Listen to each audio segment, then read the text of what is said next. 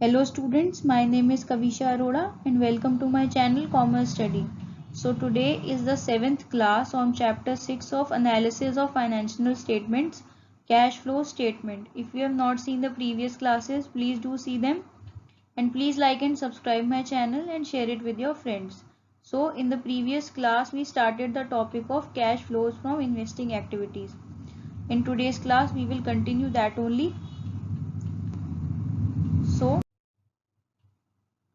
we will ascertain missing figure by preparing fixed asset account. Case 1 is जब हम लोग हमारा फिक्स्ड असेट अकाउंट कैसे प्रिपेयर करते हैं रिटन डाउन वैल्यू बेसिस पे, एंड जब हम लोग हमारा फिक्स्ड असेट अकाउंट कैसे प्रिपेयर करते हैं ओरिजिनल कॉस्ट बेसिस पे।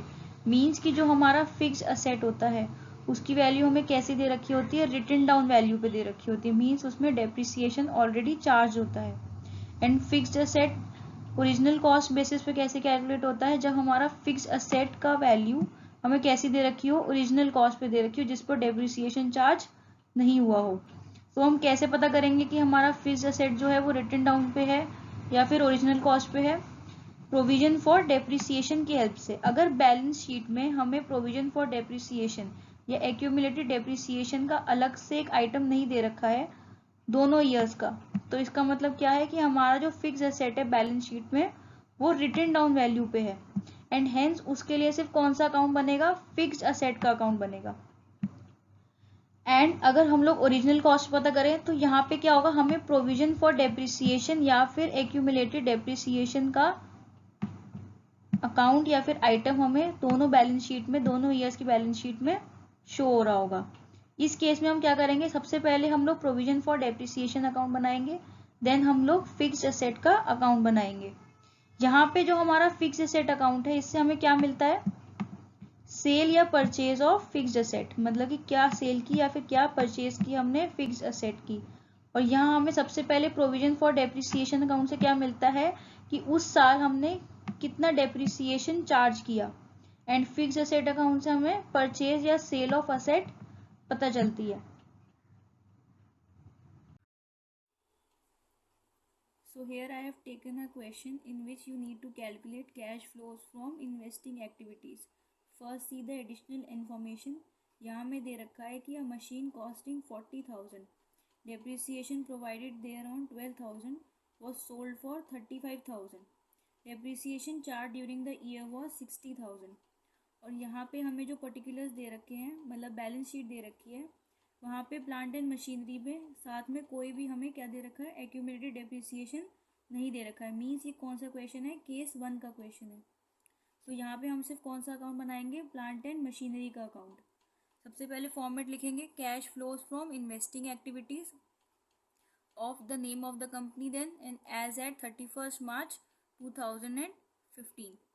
सो हम वर्किंग नोट पे आ जाएंगे।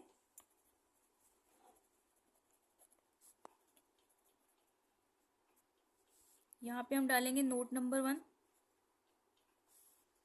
यहाँ डालेंगे हम plant and machinery account.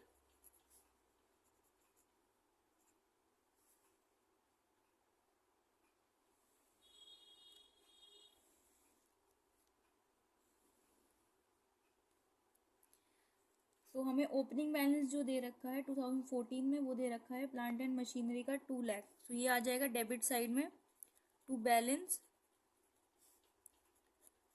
Brought down 2 lakh. And जो क्लोजिंग बैलेंस है वो हम डाल देंगे क्रेडिट साइड में बाय बैलेंस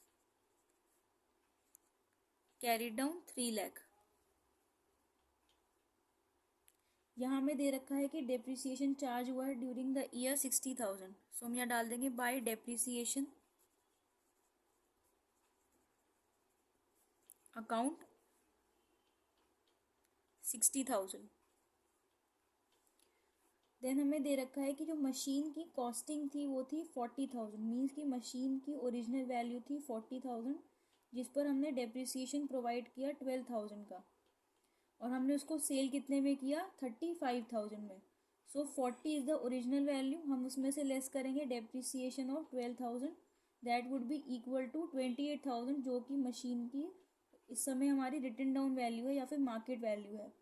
और हमने इसको बेचा कितने में, 35,000 में, तो हमें लॉस हो गया कितना, सॉरी गेन हो गया कितना, 7,000 का। तो हम सबसे पहले यहाँ पे डालेंगे by bank account cell 35,000 and हमें गेन हुआ है, तो gain on sale of machine, जो कि हमने कैसे निकाला है, हमने सबसे पहले तो हमने वैल्यू निकाली है मशीन की 40,000 माइनस 12,000, जो कि कितनी आ जाएगी 28,000, और हमने उसको 35,000 में सेल किया है। सो हमारा गेन कितना आ जाएगा 7,000 का। अब हम लोग टोटल कर लेंगे बोथ साइड का, यहाँ आ जाएगा 3,95,000, इधर भी सेम आ जाएगा 3,95,000। सो जो हमारा बैलेंस आएगा वो आएगा 1,88,000, जो कि क्या होगा हमारा परचेज। तो टू बैंक अकाउंट परचेज हमारी कितने की आ जाएगी, 1,88,000 की, जो कि होगा हमारा बैलेंसिंग फिगर। और हम लोग यहाँ पे आ जाएंगे अपने अकाउंट पे, सॉरी फॉर्मेट पे। देन यहाँ पे हम सबसे पहले क्या डालेंगे, प्रोसीड्स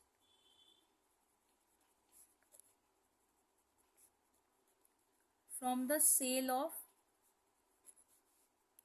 मशीन, जो कि हमने कहाँ से कैलकुलेट की है, नोट नंबर 1 से, 35,000। देन हम डालेंगे proceeds from the purchase of machine, जो कि आई है नोट नंबर 1 से, कितनी 1,88,000, नेगेटिव बैलेंस। देन हमें यहाँ पे दे रखा है कि इन्वेस्टमेंट इन लैंड की वैल्यू 6 लाख से 16 लाख हो गई है, मीन्स हमने परचेज किया है। So proceeds from the purchase of investment in land कितना आ जाएगा 10 लाख,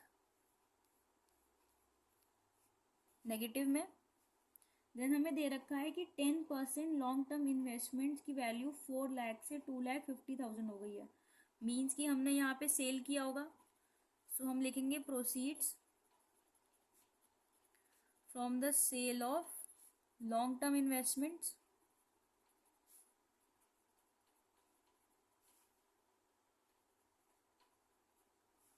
जो कि कितना आ जाएगा 1,50,000। देन हमें यहाँ पे 10% का एक अमाउंट, 10% की वैल्यू दिख रही है, जो कि हमारा क्या है, हमें इंटरेस्ट देना है। अब हमें यहाँ पे ये नहीं बताया हुआ कि लॉन्ग टर्म इन्वेस्टमेंट जो हमने सेल किए थे 1,50,000 वो कब किए थे, तो हम अज्यूम करेंगे कि हमने 31 मार्च 2015 को किए थे, मीन्स कि जो इंटरेस्ट हमें मिला है वो कैसा होगा, फुल ईयर का होगा। तो इंटरेस्ट रिसीव्ड हमारा कैसे कैलकुलेट होगा, 4 लाख वैल्यू है इंटू 10%, कितना आ जाएगा 40,000। देन हमें दे रखा है प्लांट एंड मशीनरी, जिसको हम लोग पहले ही ले चुके हैं, हमने उसका अकाउंट बना लिया, सारी वैल्यूज हमने पहले ही पुट कर दी है। देन हमें दे रखा है गुडविल, जिसकी वैल्यू 15,000 से 80,000 हो गई है, मीन्स हमने परचेज किया है इंटेंजिबल एसेट को, गुडविल को। So proceeds from the purchase of goodwill. अगर ये वैल्यू कम हो रही होती तो ये किस में आती, हमारी cash flows from operating activities में, कहाँ पर, adjustments of non cash and non operating items में। सो हमारा परचेज कितने का है, 65,000 का। अब हमारी कोई भी वैल्यू लेने से नहीं रह गई है, तो हम लोग क्या करेंगे, फाइनल बैलेंस निकाल लेंगे, जो कि कितना आ जाएगा हमारा 10,28,000, नेगेटिव बैलेंस। और क्या लिख देंगे हम लोग बाहर, net cash used in investing activities. अब नेक्स्ट क्लास में मैं आपको केस 2 समझाऊंगी, जिसमें हम लोग कैसे कैलकुलेट करते हैं ओरिजिनल कॉस्ट पे, जब हमारे को हमारी जो भी हमारी असेट होती है वो दे रखी होती है, जिसमें हमें एक्यूमुलेटेड डेप्रिसिएशन और उस वैल्यू का अकाउंट दे रखा होता है उस असेट का. So it is all for today. Thank you.